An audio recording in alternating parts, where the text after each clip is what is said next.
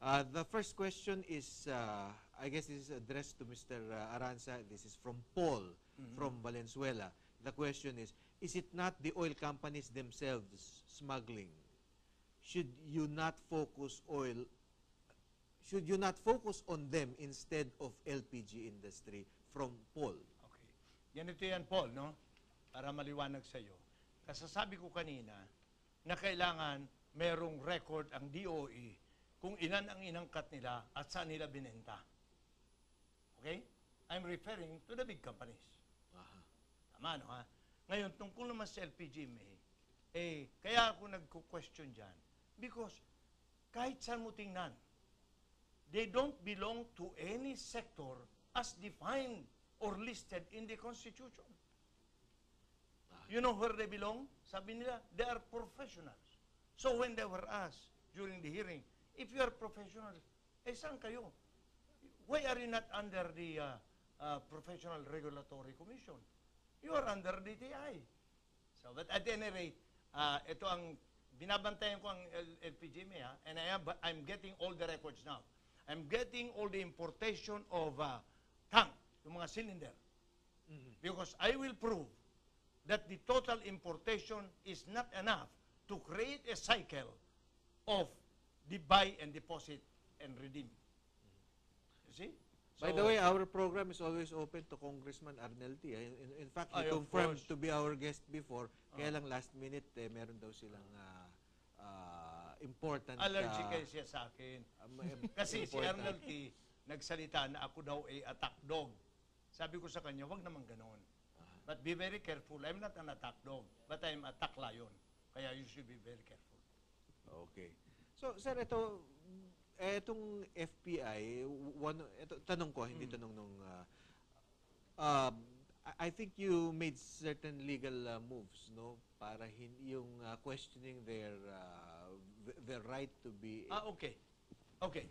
Party list? For the second time, I filed, although it was dismissed, yung una, yung the first year nila na dismissed. But as the second, ibang issue na release na namin. Because before you can be accredited, you should belong to one of the sectors enumerated in the law and in the Constitution. And nowhere can you find a dealer in business. Mahirap. Alam mo, kung okay yan, ay di lahat ng dealer. Dealer ng manok, dealer ng sardinas, dealer ng tuyo, ay lahat yan. So what will become of Congress? It will be a marketplace. So in other words, hindi kayo naniniwalang maralitang api itong sila Arnel? No, it's not only maralita, no? It's too obvious nga na hindi maralita. My God, your salary is 15 million.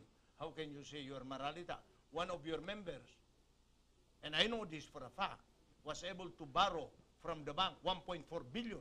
How can you borrow 1.4 billion? You must have an asset of more than 1.4 billion.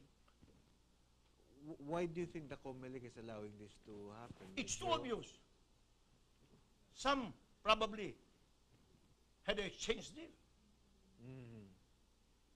I'm not saying na, I said probably. Probably.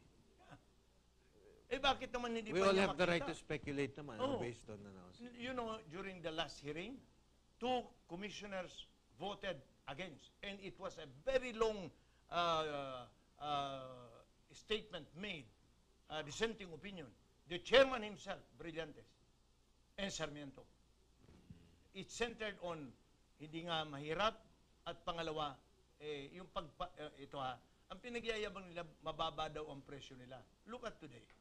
Bumaba nga ba? Hindi. You cannot fool the people. You are dealing in a commodity. You cannot change the world market. So you are fooling the people in saying that I can reduce the price. Okay. Question for Mr. Pinca from No Name. Please share tips on how to start a bakery business. Pwedeng makuha ulit number ni Mr. Pinca. Yeah. My number is 8114387. That's the direct line in my office. And my cell phone number is 0917-820-8110. Kung gusto mo magtayo ng bakery, ang advice ko, first, mag-aral ka ng baking. Huwag kang papasok ng bakery business kung hindi mo alam mag-bake. Tsaka Yun muna. mag-costing siguro. Kaya nga, doon ka magko-costing pag nando ka na sa bakery course. Okay. Question from Ramon from Quezon City for Mr. Arranza. Do you think Biason is downplaying corruption problem in Bureau of Customs? Downplaying. Because he said that the problem was there, but it was not as bad. At least that was the quote from him. Well, if you are talking of Biason as a person, what I can say is Biason, I think, is sincere. The way I look at it. But you see, merong mga palibot na dati nang sa custom. Sabi ko nga, sa bawat gubat, may ibon at may ahas. I'm not saying that all customs people are bad. But ito ang sabi nga nila eh. Most of those guys in customs are still following the old customs and tradition. That's why, mahihirapan mag-clean up. Kaya nga tumutulong kami. It's the role of the private sector now to come in and help. That's why itong sa fuel, we are coming out and help. I'll be talking to the Petron group. Pero sir, itong problema nga sa leadership ng BOC, kung hindi sila, kung sincere sila, they're either insincere or incompetent. Either or lang yan. Dahil kasi...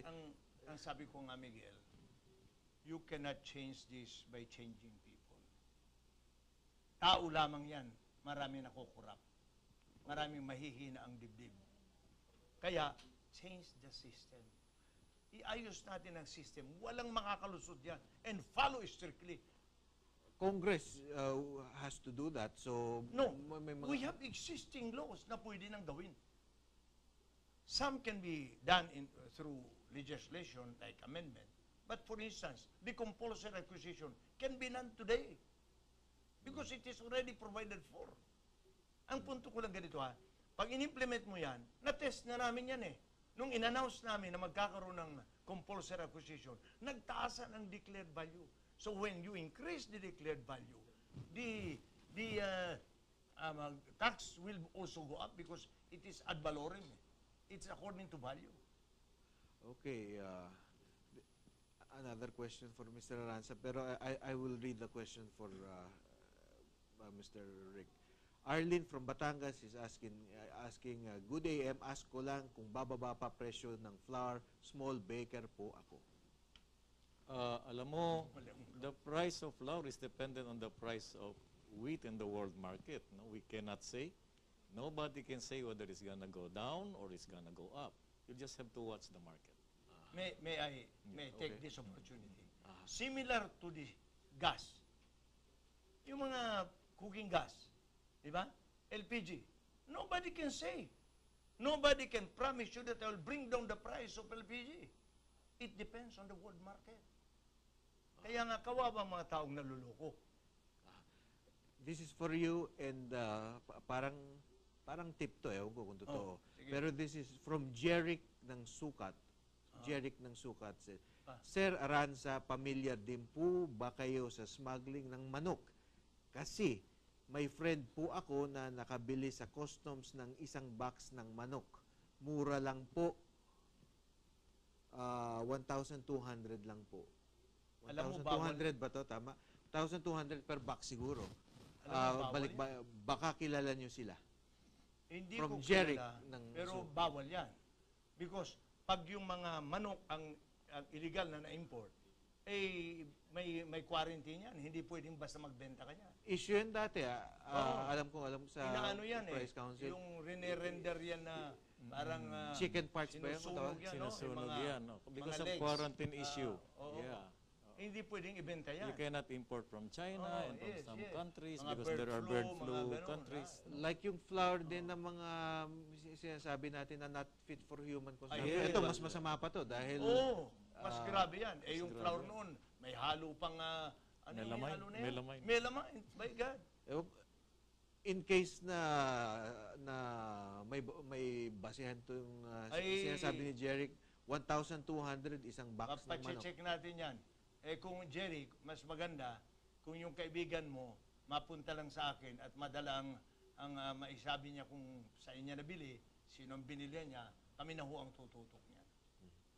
Pero apparently, bumibili. Baka medyo nakikinabang din sila. Nakikinabang. Pero Hindi, pero sinasabi may- nyo rin na baka may... Bawal yan. Bawal yan. Hindi, kung mahuli siya, mas malaki ang pananagutan niya.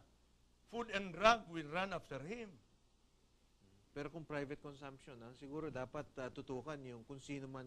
Hindi nga, kaya nga Totoo dun sa titingnan namin. customs, Ang nangyari kasi ganito yan. Pag nahuli, itatabi yan. Nahuli namin ito nangyari noon. So dinala sa Cavite, i-render daw, susunugin. Pero Dalawang hindi beses ka nasusunog. pumunta ka sa Cavite. Nagtataka kami, bakit pag tinawakan namin yung refrigerated van, umaandar? Kung susunugin mo na yan, ililibing mo na. Sinunog nga, sir. Ginawang lechon manok. Hindi dinaan sa apoy. Hindi ganoon. Pinalitan. Naghanap pala sila ng kapalit muna. Ng mga rechasado kung ano yun ang sinunog. Kamunti na magbabarilan doon sa Cavite. Yeah. Okay. Panahon ni Angie Reyes. Okay, Mr. Rick, your parting shots. For the industry and mukhang maraming interesado Sa dito mga sa inyong kababayan mga... natin, maganda pong business ang bakery business, food business in general. But if you really want to go into it, our advice is, number 1, study the business. Number 2, tingnan nyo kung yung lugar ninyo, what type of, anong level ng pagkain at presyo ang pwede dyan. Halimbawa, kung nasa Tondo po kayo, huwag kayo maglalagay ng bakery na parang French bread or French baker dahil hindi nila ma-afford yun. So, kung ano lang yung level ng affordability sa lugar. Number 2, mag-aral kayo ng baking. Pinakamagaling yung marunong ka so that alam mo kung paano maghalo ng harina at gumawa ng tinapay at alam mo kung paano magpresyo. At huwag bibili ng mga kung ano-anong brands ng... May kadugtong yan. At pupunta rin sa amin. Para alam namin kung anong oil ang gagamitin niya. Yun. Shortening at margarine. Yan. Okay. So you're now free to express your love for the Hindi ko people binigyan at ng pangalan. BOC. Walang advertisement. Sir, parting shots nyo. Well, tatlong bagay lang. No? Ang gobyerno natin, tatlo ang defense mechanism to protect our consumers.